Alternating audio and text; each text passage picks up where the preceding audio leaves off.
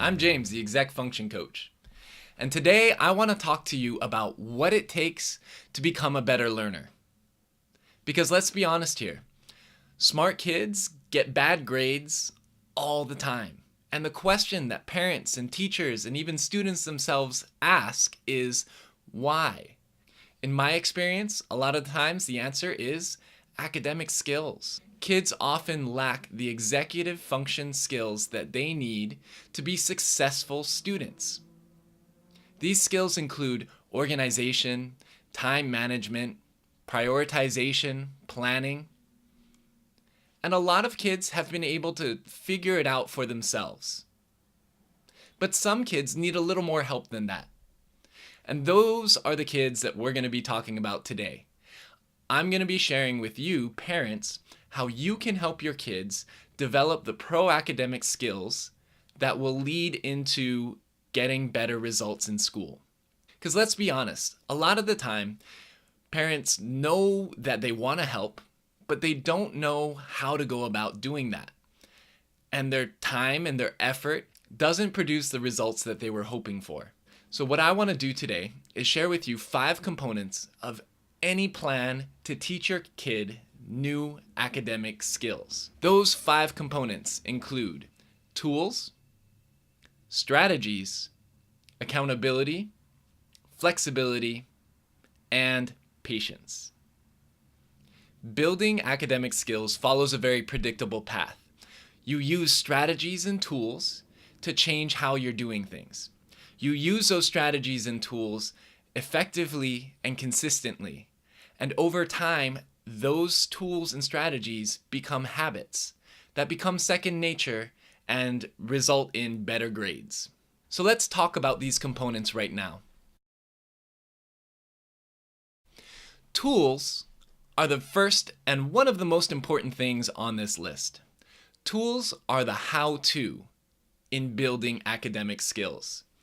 These are the instructions that a student can follow step by step in order to develop the skills that they don't already have. Tools include things like planners, daily checklists, weekly schedules, and other things that can help scaffold the skills that they need to learn. Think of a paint by numbers kind of assignment. As long as you're following the boxes and putting the right color in the right spot, at the end you have a beautiful picture. You don't need any artistic talent in order to be able to create a wonderful creation. All you gotta do is follow the step-by-step instructions. Tools are the things that we can give to kids to walk them through the skills that they don't have yet. The best tools are foolproof. Anyone can read them and follow the instructions and get the results that you were looking for. The second component is strategies. And tools and strategies are related because they are both about doing things differently. Tools walk kids through the steps that they need to take in order to get something done. Strategies are more about the approach they take when they run into difficult situations. Strategies involve taking a look at what your current approach is, figuring out what's working, what's not working, and then making adjustments so that in the future, you can have a higher likelihood of success. You can have strategies to help with organization, to help with reading, to help with writing, to help with time management. Really anything that can be challenging for a kid, there's a strategy that they can employ to make their life a little bit easier. An example of an organization strategy would be going through a weekly backpack clean out, taking out your backpack and making sure that all of the papers in the backpack are where they belong. An example of time management strategy would be the Pomodoro technique, where you're working for 20 minutes on and about 5 minutes off. Repeat until all the homework is done. Kids tend to be very unstrategic about how they go about things like keeping track of what their homework was, things like organizing their binders or their backpacks, things like figuring out what time they need to get started on their homework in order to finish before dinner time. Oftentimes, kids will need adults to help them walk through the strategy process. We'll do more videos about the problem-solving process, and how you can help your kid develop a strategic approach to a particular kind of problem. But the main idea here is that your child needs to know that if their current approach isn't working, they need to learn how to develop strategies so that they can approach that same task in a way that will increase their likelihood of being effective. But tools and strategies can only be effective if they're used correctly. And that's why our third point is so important. Accountability is the systems that help your kids to effectively and consistently use their tools and strategies. If they have tools and they have strategies, but they're not being used correctly, then they're not going to help the kid to perform differently. So for example, if your kid has this great planner system, but then doesn't actually write down his homework on a regular basis, you're not going to get the results that you otherwise would have if your child was using the strategy effectively. Accountability really needs to have two main parts. You need to make sure that the tools and strategies are used effectively, and you need to make sure that they are used consistently. Kids are often pretty good at using a new tool or a strategy for about a week or two. Then they really drop off. That's where the accountability is really important.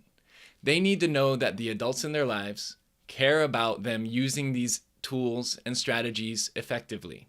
And if you find out in your accountability checks that the tools and strategies aren't having the kinds of results that you were hoping for, that's a really good time to make the adjustments that your child will need. That leads us to our fourth component, which is flexibility.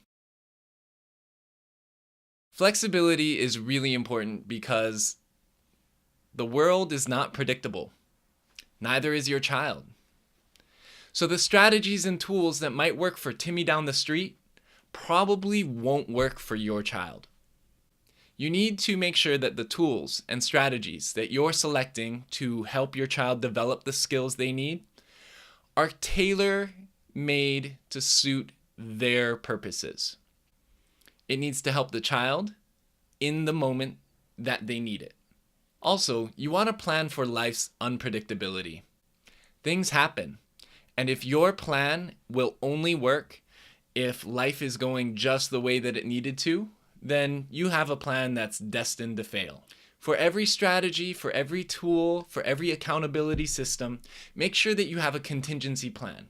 Just in case the conditions aren't perfect, there's still an expectation for something to get done. So for example, if you're not able to check the planner every night at the same time, build in a secondary catch-all time so that if you don't get home at 6:30 to check that planner, 8:30 is your secondary time, so you can still check the planner. It's just not at the exact time that you had originally planned. Building in flexibility is a good way to make sure that one, your kid uses the strategies and tools more often, but two, communicates to them that even when things aren't going our way, we're still going to find a way to engage in the tools and the strategies that are going to be helpful in developing new skills. Finally, you're going to need a lot of patience. Learning new skills takes a long time. Kids often expect that they're going to go to bed, wake up the next morning, and they're going to have the new strategies and tools down pat. But the fact of the matter is, every day you're likely to see a little improvement, but over time, you're going to have some good days, you're going to have some bad days. And hopefully, the general trend is towards building those academic skills and habits. And we need to understand that we need to practice these new skills consistently in order for them to become habits. Just because you've had 1 week of 100% success doesn't mean that the next week you're also going to see 100% success. Make sure that the accountability systems that you've built in are sustainable over a long period of time, because you want to make sure that you're building lifelong habits. Not something that your child is going to do for about 2 weeks and then drop off. Oftentimes, kids are really unrealistic with their expectations.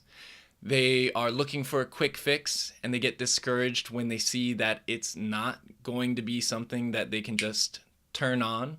You as a parent can model reasonable expectations for the time frame that this work is going to take. Focus on the progress that's made on a continuing basis. And you can help encourage them to continue to do the work that might be challenging or frustrating for them. Because you need to be the ones to point out, listen, it's working. It's working slowly. You're doing a good job. And that's what's going to happen. It's going to take a while, but we'll get there, one step at a time. These have been the 5 components of any effective plan to build academic skills into habits. Tools, strategies, accountability, flexibility, and patience. I hope that you learned something today, and in my next videos, I'm going to do more of a deep dive into the tools and the strategies. I'm hoping to share some really specific things that you can do. But go ahead and subscribe to my channel. And if you have any questions or things that you want to learn more about, leave me a comment below and I'll address it in my next video. All right. Thanks so much. I hope you have a great day. Bye.